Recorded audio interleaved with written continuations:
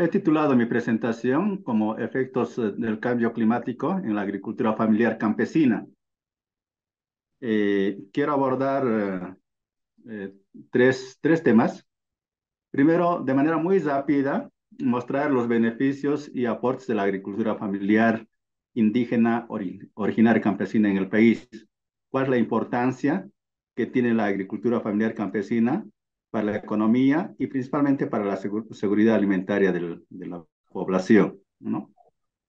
Y en base a ello, eh, presentar un poco los riesgos y amenazas para la agricultura familiar campesina, ¿no? Principalmente es referido al cambio climático. Y luego, finalmente, ver un poquito qué se está haciendo para enfrentar al cambio climático o qué están haciendo los actores sociales, en este caso los pueblos indígenas, los productores y también el municipio, la gobernación y también las instituciones del nivel nacional, ¿no? Entonces, en eso va a consistir mi presentación. Si tienen dudas o no se entiende algún tema, me paran, por favor, me preguntan, no hay problema. La idea es un poquito dialogar con ustedes, ¿no? Eh, porque la situación del cambio climático es un tema general que lo estamos viviendo todos y todos tenemos en alguna manera experiencia sobre este tema.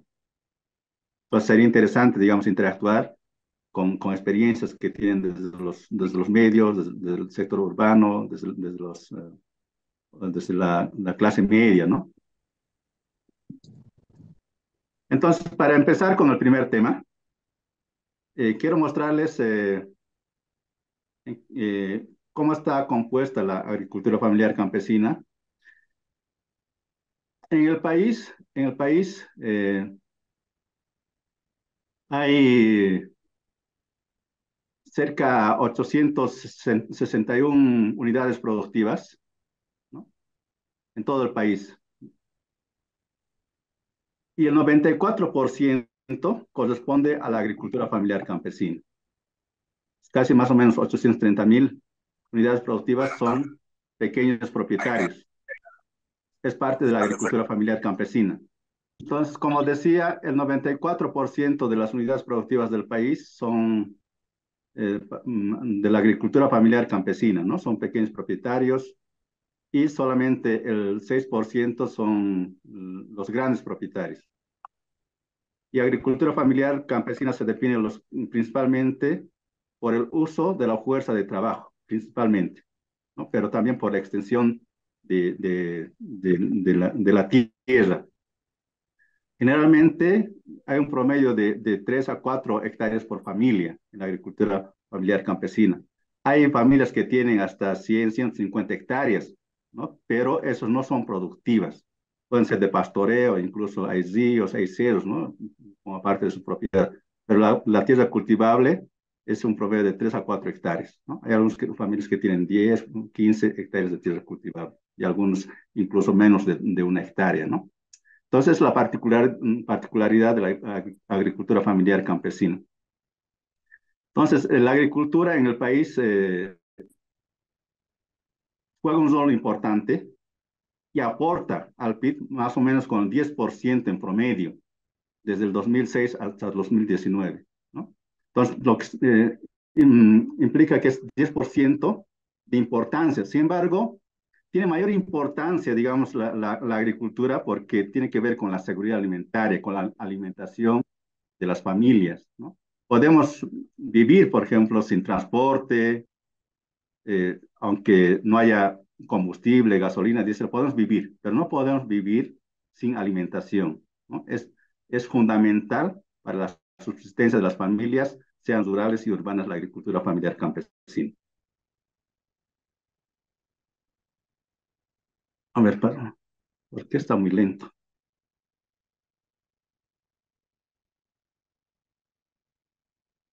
Y otro de los aportes de la agricultura familiar campesina es la diversidad de productos que ofrece al mercado, ¿no? Desde ganadería, hortalizas, apicultura, además productos transformados, granos andinos, granos de los valles, maíz, trigo, diversidad de tubérculos, diversidad de frutos del bosque, ¿no? Como azaí, majo, cacao y otros productos del bosque, ¿no? Pero también legumbres. Entonces, eso es la importancia porque nos permite diversificar nuestra dieta alimentaria, ¿no? Si no hubiese la agricultura familiar campesina, quizá nuestra dieta, nuestro plato cotidiano sería muy homogénea, ¿no? Quizá con alimentos provenientes de la agroindustria o de la agricultura mecanizada, solamente de tierras bajas. Sin embargo, esta diversidad nos permite también que nuestra dieta alimentaria sea también diversa, ¿no? Y es importante ver que en promedio un productor produce entre cultivos anuales de cinco productos y cultivos multianuales entre 4 a 5 productos, ¿no? Dependiendo de la región varía esto. Lo que quiero decir es que las familias producen una diversidad de alimentos. Por ejemplo, en los valles de Cochabamba se produce hasta 150 alimentos, ¿no? Aporta a la dieta alimentaria. En el altiplano, 47 alimentos, ¿no? Igual la misma cantidad en el oriente. Entonces, tenemos más de 1000 variedades de alimentos que produce la agricultura familiar campesina, ¿no? Y eso es un aporte importante. Solamente para ponerles un ejemplo, como ven en la foto, hay una sacta decimos aquí en La Paz, en Cochabamba le dicen picante de pollo. La mayor parte de sus ingredientes proviene de la agricultura familiar campesina, ¿no? La tunta, el maíz, maní, perdón, arveja, cebolla, tomate, perejil, papa, zanahoria, ají amarillo, pimienta, ajo, comino y otros productos. Y muy poco de la agricultura familiar, perdón, de la agricultura no familiar, ¿no? Entonces, lo que quiero decir con esto, el aporte es importante de la agricultura familiar. Sin embargo, también hay que reconocer que desde hace más o menos 3, 4 décadas, nuestra dieta alimentaria está cambiando bastante.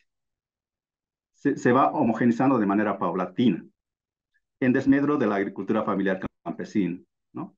Cada vez estamos consumiendo menos productos provenientes de la agricultura familiar campesina y estamos reemplazando con productos que provienen de la agricultura no familiar, ¿no?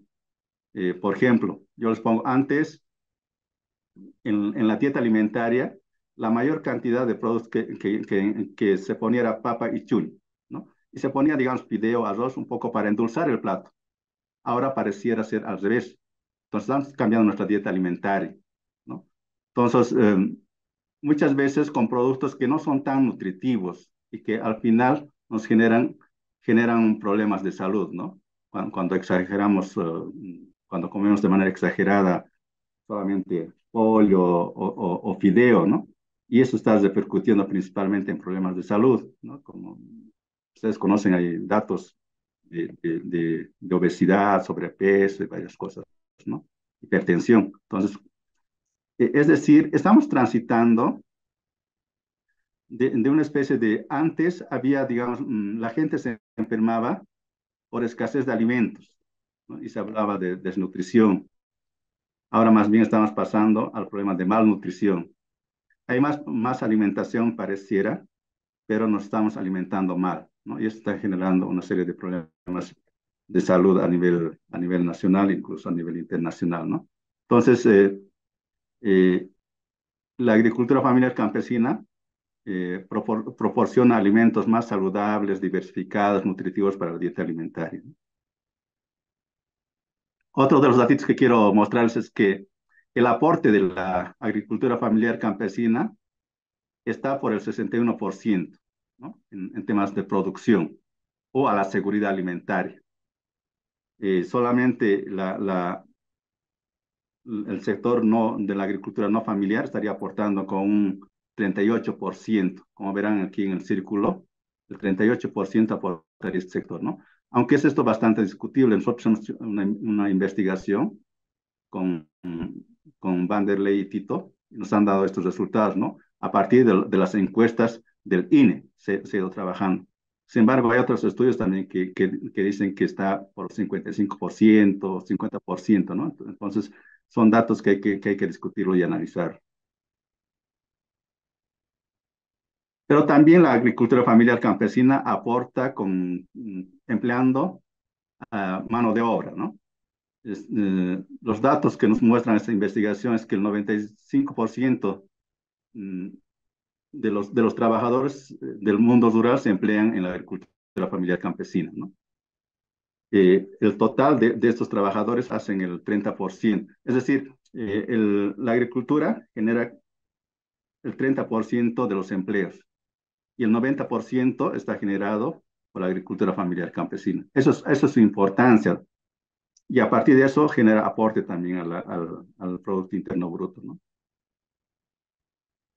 Entonces, un poco para ir concluyendo esta parte, la agricultura familiar campesina produce alimentos diversos, ecológicos, sostenibles y resilientes al cambio climático, ¿no? Entonces, su aporte, digamos, a la agricultura familiar campesina es una alternativa a la crisis climática que estamos viviendo, eso lo vamos a ir mostrando más adelante, pero también a la crisis alimentaria y además a la crisis sanitaria que hemos vivido, por ejemplo, en los años 19, 20 por el COVID. Entonces, la agricultura familiar ha estado ofertando alimentos suficientes para que la gente se siga alimentando, ¿no? Pero también este sector garantiza la seguridad alimentaria y la soberanía alimentaria.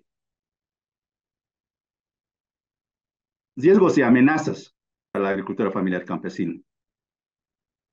Uno de los temas o los problemas que está afectando es el efecto del cambio climático. Se está sintiendo con cada vez más fuerte esta temática en el mundo rural. Estos años lo estamos viviendo, lo estamos experimentando principalmente. Hay muchos efectos que están generando que las familias incluso dejen de producir en el mundo rural y migren a las ciudades o migren a otros sectores del área rural, ¿no? Pero además también hay una erosión de los recursos naturales. Los suelos son cada vez menos productivos, se han ido erosionando, deteriorando por el uso de agroquímicos o por el mal uso de los suelos. También el agua, ¿no? Hay cada vez menos agua, las fuentes de agua se han ido secando, pero también la biodiversidad, ¿no? Hemos ido perdiendo nuestras semillas, hay menos variedad de semillas, ¿no? Cada vez se va reduciendo. Pero por otra parte, también lo que pone en riesgo a la agricultura familiar campesina es el contrabando y la importación de alimentos. Entonces, Bolivia no produce alimentos suficientes para alimentar a su población. Dependemos cada vez más de importación y de contrabando. Por lo menos casi cerca a 1 millón de toneladas importamos, ¿no? De los distintos países, principalmente vecinos de la Argentina, Perú y Chile. Principalmente trigo, harina, ¿no? De la Argentina. Pero también estamos importando productos que nosotros deberíamos producir lo suficiente, como los tubérculos, las hortalizas. Tenemos las condiciones necesarias para hacer esto, pero no lo estamos haciendo por una serie de dificultades que está atravesando la agricultura, ¿no? Pero también, por otra parte, las políticas públicas no están orientadas a resolver estructuralmente la problemática agraria o la problemática de la producción, sino más bien son políticas que solamente mitigan, ¿no? Son de emergencia, no están generando cambios estructurales o resolver de manera sostenible los problemas que estamos enfrentando, ¿no? Esa es una de las dificultades que estamos enfrentando desde varios años atrás. Y eso está generando bajos rendimientos en la producción agropecuaria. Nuestros rendimientos son más bajos que de los países vecinos. Por ejemplo, en tema de papa nomás, ¿no? Perú produce 14 toneladas, Argentina produce 30 toneladas por hectárea y nosotros estamos produciendo 6 a 7 toneladas por hectárea, ¿no? Lo propio pasa con el maíz, lo propio pasa hasta con la quinoa, ¿no? Perú es más productivo que nosotros, produce casi una tonelada por hectárea, nosotros estamos produciendo 600 kilos por hectárea, casi media tonelada por hectárea, ¿no? Entonces, es una de nuestras dificultades para no autoabastecernos y por ello estamos dependiendo cada vez más de la importación de alimentos. Y otra de las consecuencias es la migración rural o urbana principalmente, ¿no? Entonces, esos son los riesgos que enfrenta la agricultura familiar campesina. Pero acá quiero dar un poquito más énfasis. ¿Cuáles son los problemas climáticos que están enfrentando? Hay cada vez más presencia de fenómenos climáticos que afectan la producción agrícola y ganadera, ¿no? Entre ellos las heladas. Las heladas se presentaban regularmente en ciertas épocas. La gente ya esperaba, ya sabía qué época se producían las heladas. Ahora eso ha cambiado totalmente. Se produce en cualquier momento. Incluso esta época, de manera muy rara, de día hace bastante calor y en la mañana puede helar, puede llegar la helada. En esta época, ¿no? Lo propio ha pasado a principios de año en enero, el año pasado en diciembre. Entonces ha cambiado totalmente el clima. Entonces, el ciclo climático, digamos, ha variado totalmente. Incluso ya no se puede predecir, ¿no? Los pueblos indígenas ya no pueden predecir esto. El otro tema es la sequía. En este momento estamos viviendo una sequía extrema. Eh, ya debía haber llovido o por lo menos nevado para esta época, para empezar el ciclo agrícola, pero no ha ocurrido eso. La gente está empezando a sembrar en seco, ¿no? Sin humedad, esperando que llueva. Si no llueve, lo que han sembrado pues, se va a perder. Pero la gente, digamos, apuesta siempre eh, a dos épocas, ¿no? Primero hace siembra temprana y luego la siembra posterior, ¿no? Sin embargo, puede ser que la siembra temprana no resulte en este caso, porque no hay perspectivas de que llueva, pero la gente ya está sembrando. Incluso como no ha llovido aquí en el altiplano, ya no es posible sembrar la quinoa, principalmente en el altiplano norte. Ya no están sembrando quinoa, porque no hay humedad. Todavía en el altiplano sur están sembrando, pero no con arado, sino más bien perforando la tierra, están soltando la semilla buscando la humedad, ¿no? Para que cuando llueva se alimente y vuelva a salir, ¿no? O salga. Entonces ha cambiado totalmente el régimen de las lluvias. Se presentan en periodos cortos y de manera intensa. Entonces, eso hace que el agua que cae corra por encima y no se infiltre. Cada vez las lluvias son torrenciales, ¿no? Y eso se va por encima. Pero además, como no hay vegetación, hay menos bosque, los suelos se van volviendo más duros, se va impermeabilizando, porque la vegetación, los árboles son los que van generando que el agua se infiltre a través de las raíces. Eso que hace que la tierra sea más suelta. Pero si no hay árboles, no hay vegetación, la tierra digamos, solidificando, ¿no? Y no penetra el agua. Entonces, es lo que está pasando principalmente en los valles, en el altiplano, ¿no? Hay cada vez menos agua, pero esa agua no penetra al subsuelo. Además, olas de calor. Como ustedes saben, experimentado los récords en el altiplano, no solamente de calor, pero también récords de, de, de, de reducción de los niveles del agua, ¿no? Hay varios ríos que se han secado, varios lagos que se han secado, que generalmente se mantenían todo el año, pero ya no hay agua, ¿no? Lo propio ha pasado el año pasado y este año con los granizos. Eh, Se han presentado en épocas que no debían presentarse, además de manera muy intensa y de manera muy irregular, ¿no? Afectan totalmente la producción agropecuaria. Lo propio pasa con huracanes, cada vez más presentes, pero en épocas de julio, agosto, principalmente en los valles y en el altiplano, ¿no? El deshielo de los nevados, eso es evidente. Por ejemplo, el nevado ¿cómo se llama esto? De Patacamaya yendo a Tambo Quemado, ya no existe. Antes tenía un ponchito, ¿no? Decían el ponchito, su ponchito, ahora ya no existe, ¿no? Entonces cada vez los nevados se van reduciendo y eso va a implicar que haya menos agua, aguas subterráneas, pero también menos agua en los bofedales o los humedales que se llaman, ¿no? Entonces, eso implica menos pastizales para los animales, sean bovinos, sean camélidos, ¿no? Y contrariamente, en tierras bajas se está produciendo inundaciones, ¿no?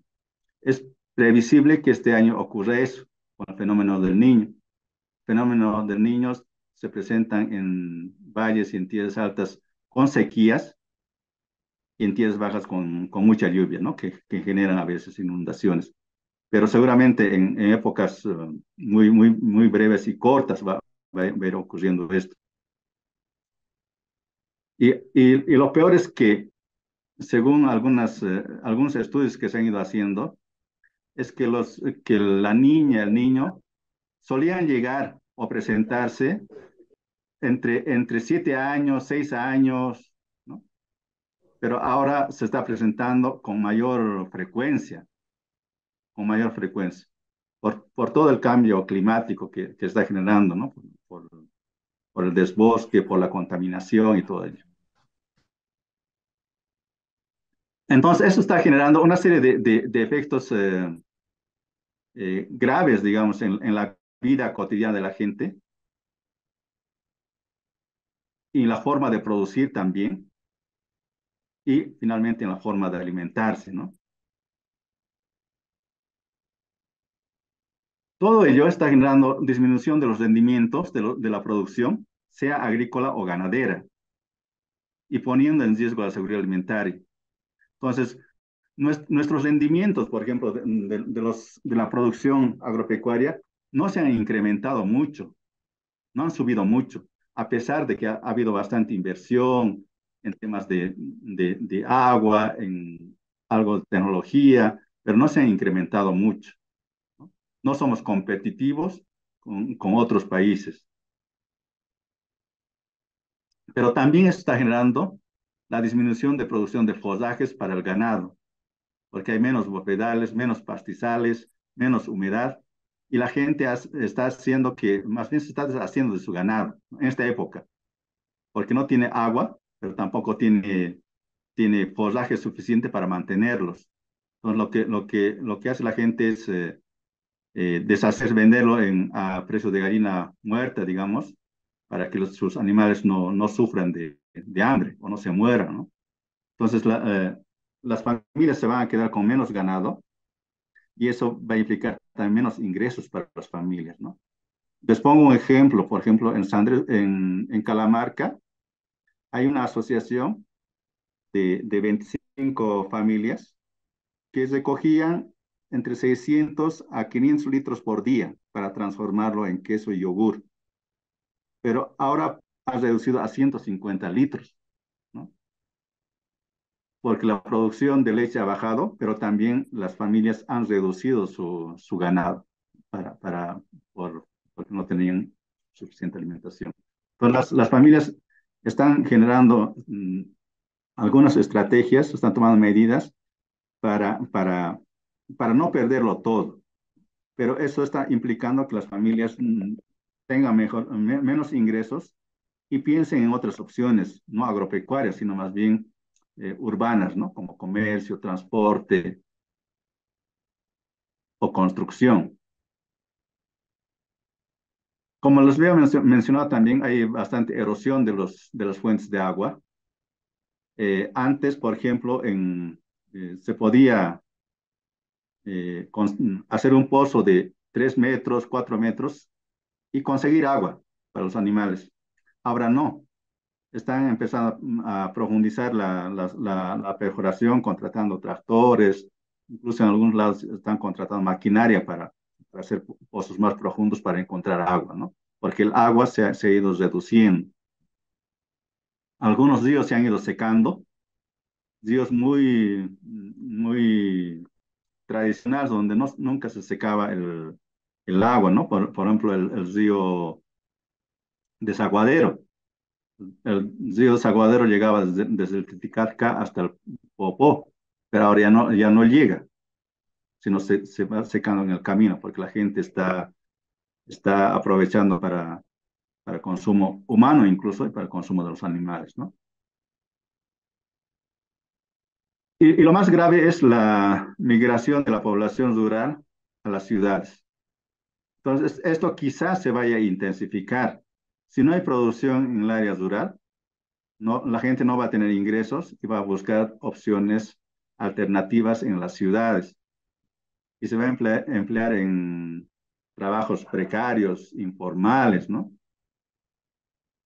Pero también otra de las consecuencias va a ser la presión sobre las tierras bajas, como ya hay en este momento, ¿no? Varios territorios indígenas, varias áreas protegidas están siendo presionadas por población migrante de la región de los valles y del altiplano.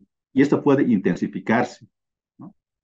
Porque si no hay opciones van a ir a buscar a tierras bajas, ¿no?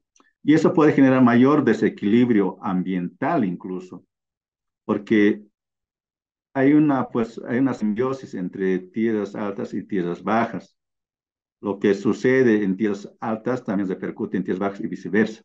Por ejemplo, si hay menos humedad, menos bosque, va a implicar también para tierras altas menos lluvia, menos agua, porque las nubes, la humedad se genera en tierras bajas, en la Amazonía, y eso sube a tierras altas, ¿no? Entonces hay cada vez menos nubes, o hay cada vez eh, menos humedad. Entonces eso va a implicar, digamos, un efecto mucho más grave para la región del altiplano. Entonces, es cada vez más recurrente, es cada vez más recurrente los problemas ambientales en la región, en todo el país, ¿no? En todo el país principalmente, pero con mayor frecuencia y con mayor eh, agresividad, se podría decir, con mayor fuerza en tierras altas y en los valles, ¿no? Porque tienen menos condiciones para adaptarse y ser resilientes a los efectos del cambio climático. Hay menos agua en el altiplano, hay menos humedad, hay menos bosque. Entonces, por tanto, hay menos posibilidades de adaptación, ¿no? Sin embargo, para ello hay que empezar a generar alternativas que vamos a hacer a continuación.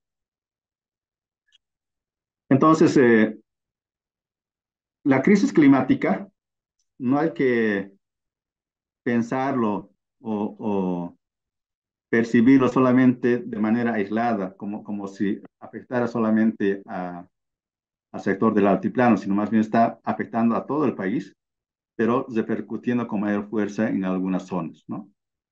En algunas zonas que tienen menos condiciones, en este caso del altiplano.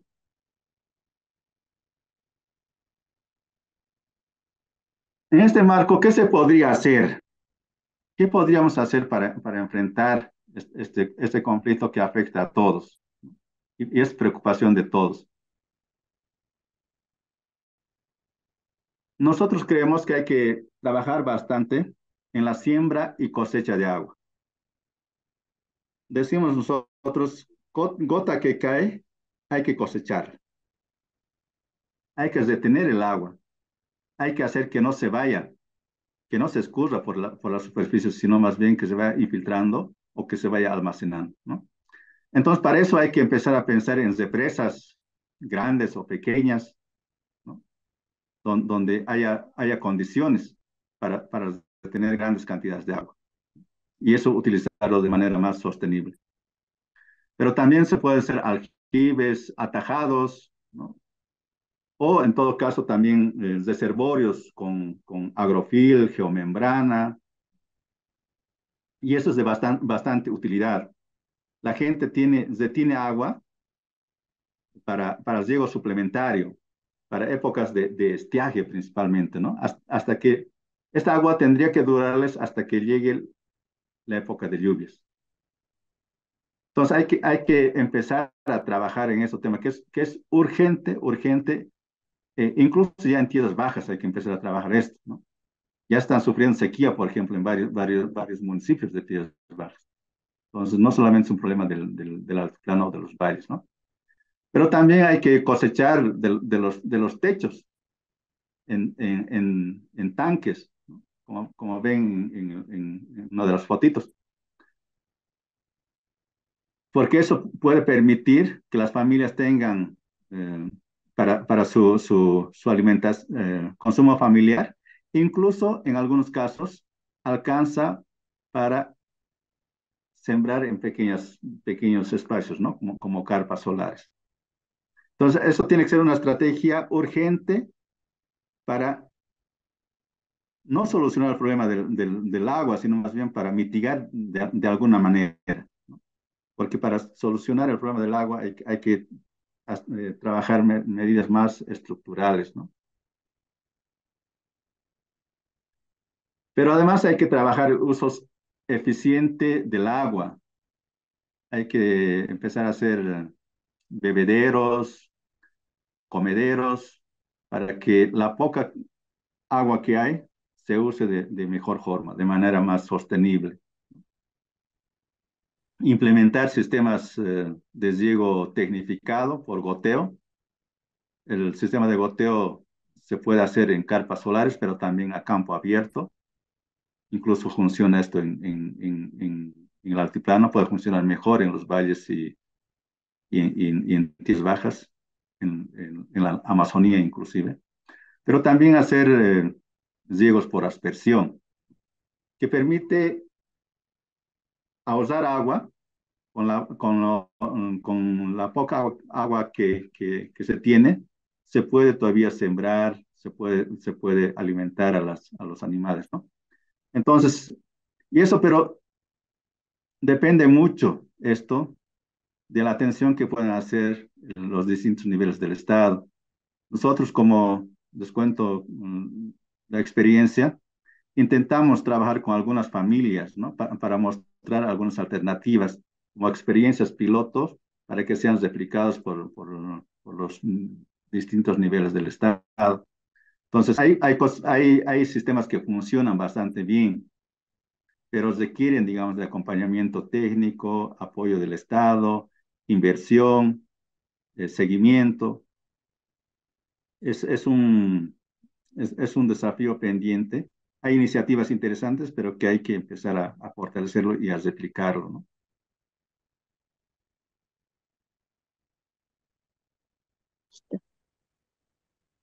Ya El otro mismo. tema que perdón,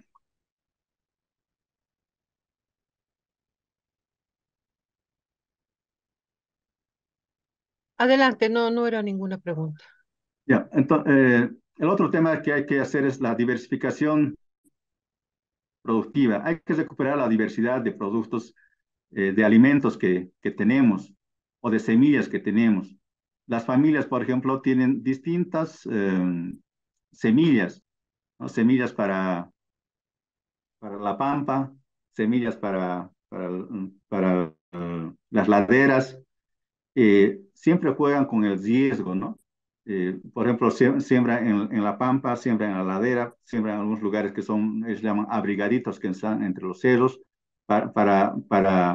si hay helada, por ejemplo, puede ser afectado lo que está en la pampa, pero no va a ser afectado lo que está en las laderas, en los lugares al, al lado de los cerros. Entonces, juegan siempre a ver cuál funciona mejor, ¿no? Entonces, pero para cada zona hay un tipo de semilla también, ¿no? Además, las semillas nativas son más resistentes a los efectos del cambio climático.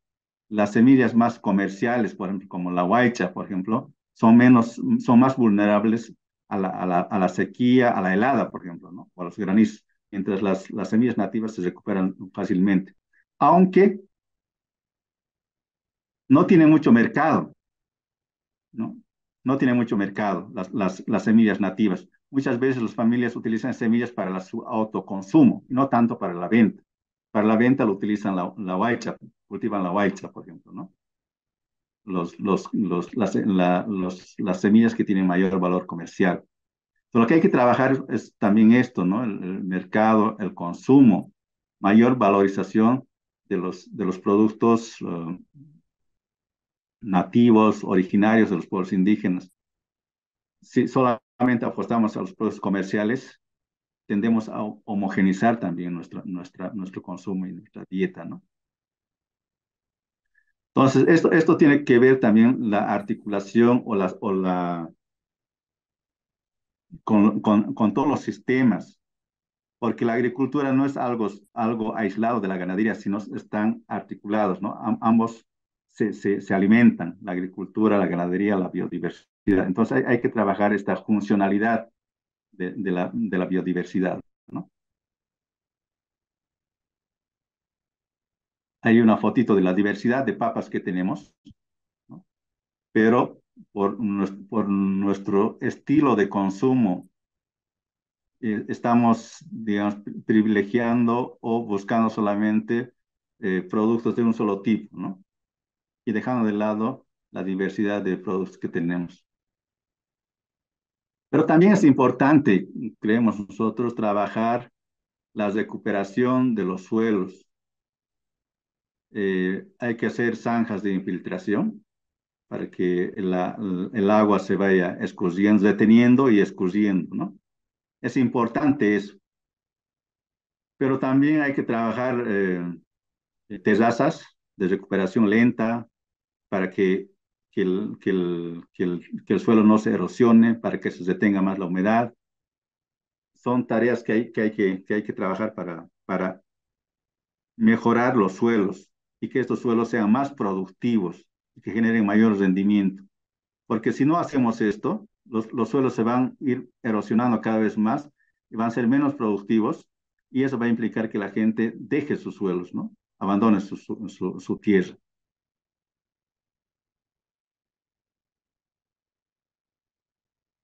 Otro de los temas que es importante trabajar es la reforestación y forestación. En el altiplano hay que recuperar los bosques,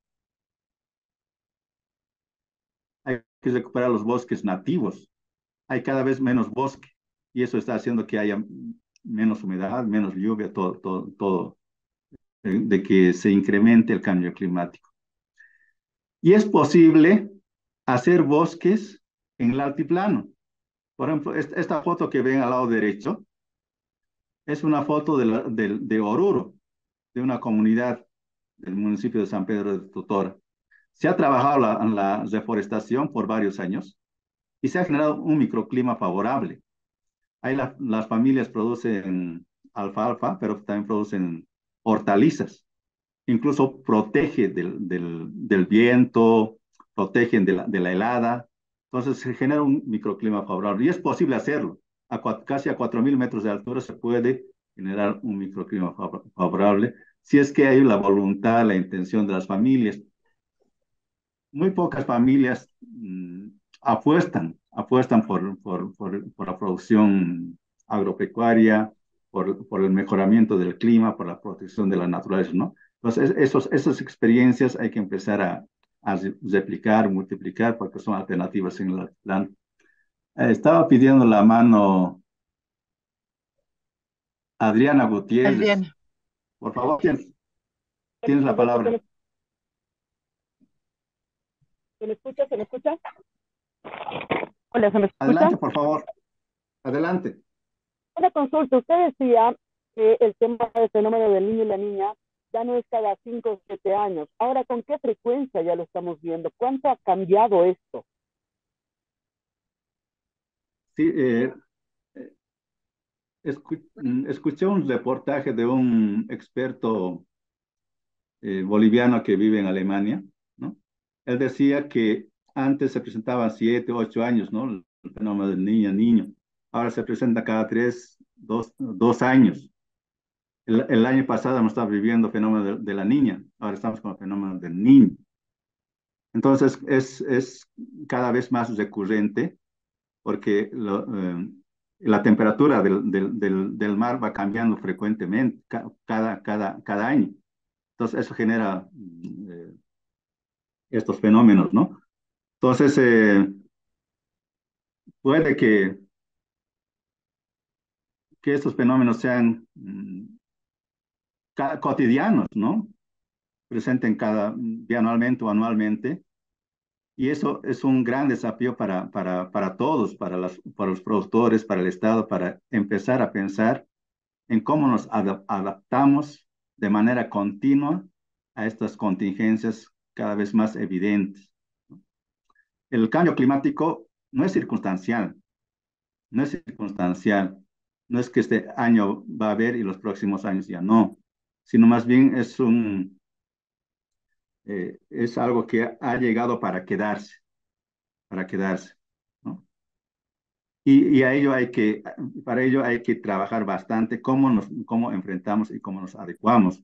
Si no trabajamos en acciones de mitigación, principalmente de adaptación, puede que el altiplano se vacíe, ¿no? Por ejemplo, uno de los expertos decía de que en 50 años, si no se trabaja en adaptación, mitigación en el altiplano, puede convertirse en el altiplano en un desierto. Y pareciera que vamos en ese camino, pareciera que vamos en ese camino, ¿no? Se están secando varios lagos, varios ríos que ya no son, que no tienen agua continua. Entonces, pareciera que poco a poco vamos en ese camino, ¿no? Entonces, para evitar eso hay que hacer acciones urgentes, ¿no? Urgentes involucrando a todos los actores. Eh, Hay que trabajar bastante el tema de gobernanza ambiental, ¿no? El problema ambiental no solamente es de las ciudades. Antes la basura era una preocupación de las ciudades, los residuos sólidos, principalmente botellas de plásticos. Ahora también es preocupación de las comunidades. Las comunidades han sido invadidas por botellas PET y bolsas plásticas, que antes no se veían. Entonces hay que empezar a trabajar de manera más agresiva, pienso yo, estos temas, pero involucrando a todos los actores. Eh, Antes se pensaba que en el área rural solamente eh, había un sector, ¿no? Que eran campesinos indígenas, sino más bien se ha ido heterogenizando el mundo rural también, ¿no? Ya hay presencia de juntas vecinales, OTBs en el área rural, organización de transportistas, organización de comerciantes, ¿no? Entonces, y estos actores tienen que generar alianzas, articulaciones para enfrentar ese problema. Entonces, hay cada vez más presencia de gente que vive en el área, en el área urbana al área rural, principalmente en épocas de fiesta, ¿no? Y dejan un montón de residuos que la gente después no sabe qué hacer. Entonces, es un problema que antes no existía, ahora ya está presente eso. Entonces, es un trabajo pendiente que hay que trabajar, ¿no? Que hay que hacer.